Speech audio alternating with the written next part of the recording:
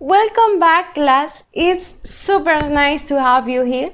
Today I want to do a review, but first of all, I want to say thank you because I know that you are doing a super effort to do your activities and send them to me and working at home. And I know that this is difficult, but you are doing it great. But if some of you haven't done this, if you're not like doing your effort, if you are not feeling like so good, yes, you can send a message to me and I'll be helping you, and I can talk to you. If you want to talk to someone, I can answer. I'm always chatting you and I would like to chat with you. If you want to talk to someone, I would like to talk to you. And so thank you for doing your effort, and keep working like that because you are doing it great. So we're going to do a review about the activities that we did the last class. And we did activities on the students book on page 33. And we did these activities were a little bit difficult, I think, for you, but it is not that way. We're going to keep practicing in this unit. We are just starting the unit, and we're going to keep practicing this. We also did a notebook activity, and this was the same, like could and going to. Maybe it was confusing because I gave you the two topics in the same activity, but you need to understand the difference and when to use them both. So if you have questions, I'm always here for you. Today we're going to learn how to write a formal letter.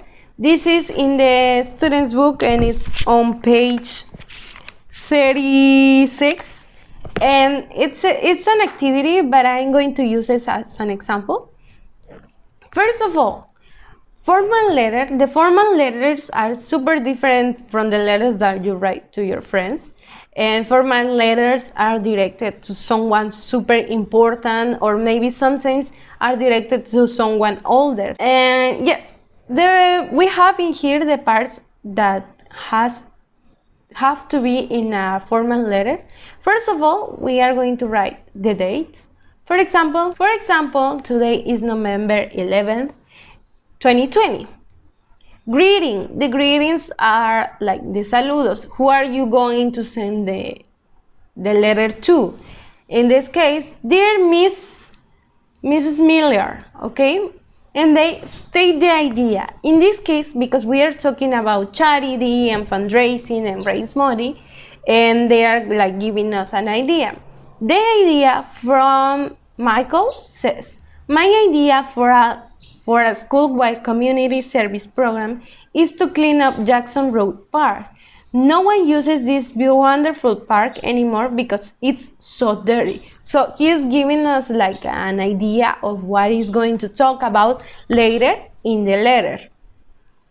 So it says, state how to carry out the idea. So now it means that you need to continue that idea that you gave us here in purple, and you have to follow. Let's read the example. We could ask each student to bring wash trash bag and fill it up with litter. Then we could put more trash cans around the park.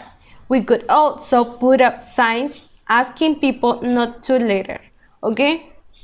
He's talking about, and I think it's more like he is explaining us why we should do this. And yes, what we are going to do this, carry out the idea. You need to continue like the idea, talking more about, giving more information about it. And the next step is explain why the idea is important, okay? This is important because children need safe, clean places to play. My friends are going to write to you too. We all hope that you will give this idea careful consideration, okay? So, as I told you, we are talking about fundraising ideas. In this case, they are talking about like we should fundraise money, we should put trash cans because they are going to help us to have a healthy life. Like better place to go and play with the kids and etc. So this is why the idea is important, because children it says clean places to play. And then the closing, like when you say goodbye, when you are giving you goodbye to the people, and it says yours sincerely. And in English, people say goodbye in letters using yours sincerely. And the name Michael Dobson, in this case, you are going to write your name.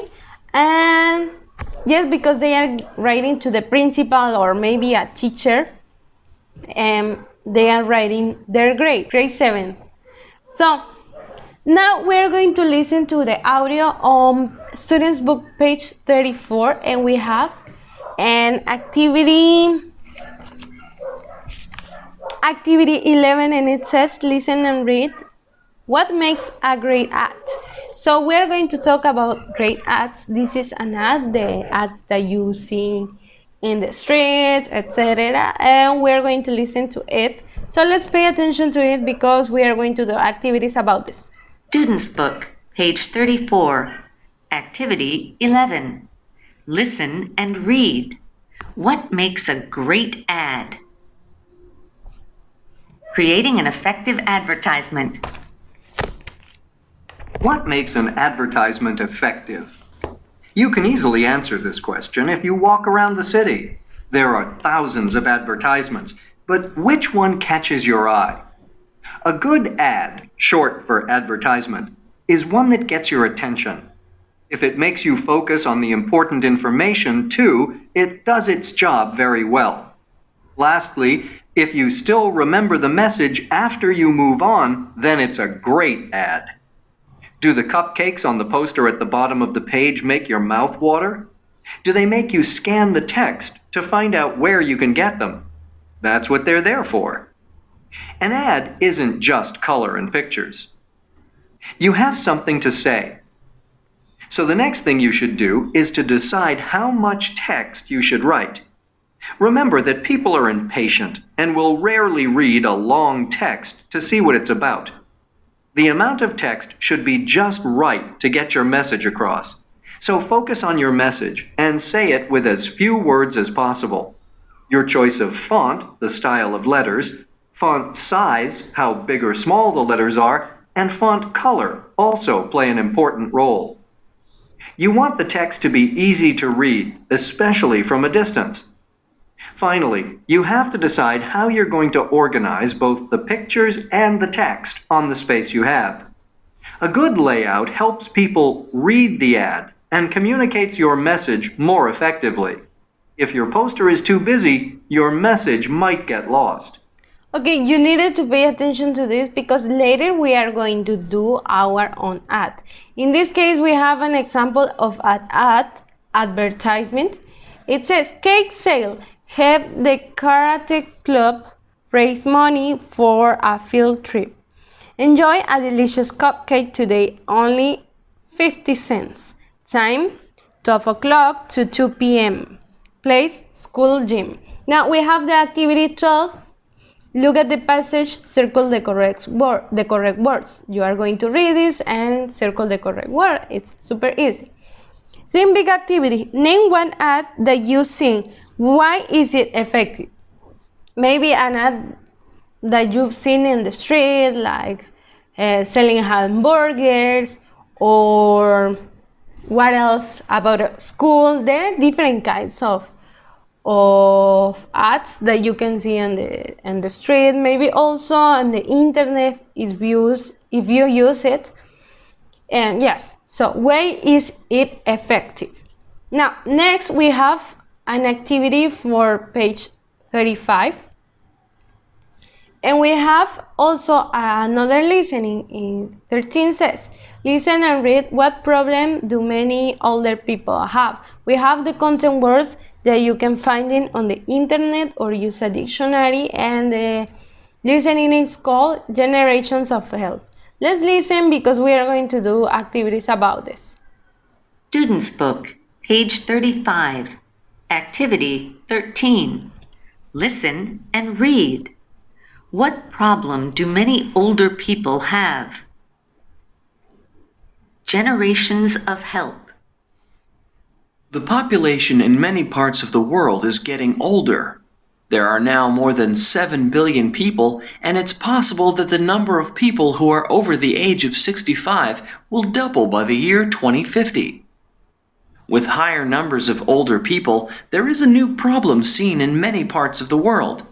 Many older people are living alone and don't have other people to talk to or to help them if they need something. This can make people feel lonely, depressed, and even cause them to become sick.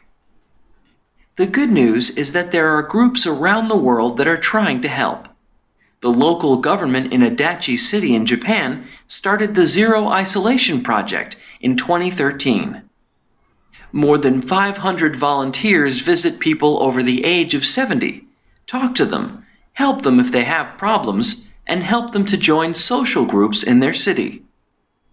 In Seattle, Washington, USA, the Intergenerational Learning Center is a preschool that is inside a retirement home. 5 days a week, young children talk, play, read, and do art projects with the older people living in the retirement home. Being with the children makes the older people feel happy, and the children learn social skills while having fun. In the Netherlands, a retirement home called Humanitas allows university students to live there for free if they spend at least 30 hours per month helping older residents. Similar programs can be found across Spain, France, and the United States. As the population continues to get older around the world, there will probably be a lot more programs like this in the future. Okay, so that's it. You can do activity 14. Look at the passage match to complete the sentences. You have 2 columns, number 1, 2, or 3, letter A, B, and C. You are going to match and complete the sentences. Think big activity. In what other ways can younger people help older people? In this case, we read that young people go and visit them and they do activities with the older people. What do you think it would be a great idea to help the older people, the old people that don't have like relatives, that they don't have daughters and they are all alone by their own? What do you think would be a good option, or what would be a great idea to do with them? So now activities on page 36, we don't have anything to do in here, but we are going to write our own letter. Write your own formal letter, and then we have the example that we checked at the beginning of the class. And I'm giving you an example, November 6th, 2020. Dear Principal, I have an idea for a new school club. This is going to be super interesting for all the parents and also the students. This club is a languages club, and we can learn different languages, stories, culture, and information about other countries around the world. To make this possible, we could have different fundraising activities such as cake sales or virtual concerts. I think this is a great idea because it's always good to know about information of other countries. I hope you take this in consideration. Yours sincerely, Marcela Rodriguez, grade 5th. So, this is a main idea. Remember, you need to follow like the parts of the letter, the day, the greeting, the state the idea, say how to carry out the idea, explain why the idea is important, and the closing. I have these parts in here, the date, the greeting, state the idea. Here I stated how to carry out the idea. Here I explained the idea, why the idea was important, and also the closing. So you should do one like this. You can imagine a different club, such as I did. You can write it to the principal, you can write it to your teacher. I think your teacher is Wendy. You can write it to me. You can write about activities to do in the classes, to do at home, to do at the school. You can have different ideas. Yes, but you should use the vocabulary. Like, for example, I said fundraising activities, and then I said like cake sale, virtual concert. That was another idea. So that's it. You should write your formal letter. Please try to use all the parts of a letter. And if you have questions about this, send them to me. Don't forget that you should take a picture of it with your name and the date. Also page 35, 34.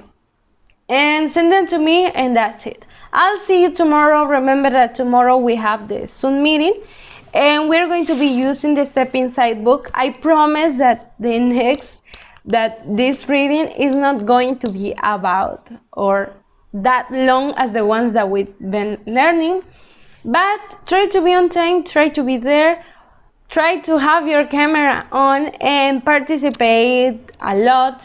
Pay attention to it, and I'll see you tomorrow.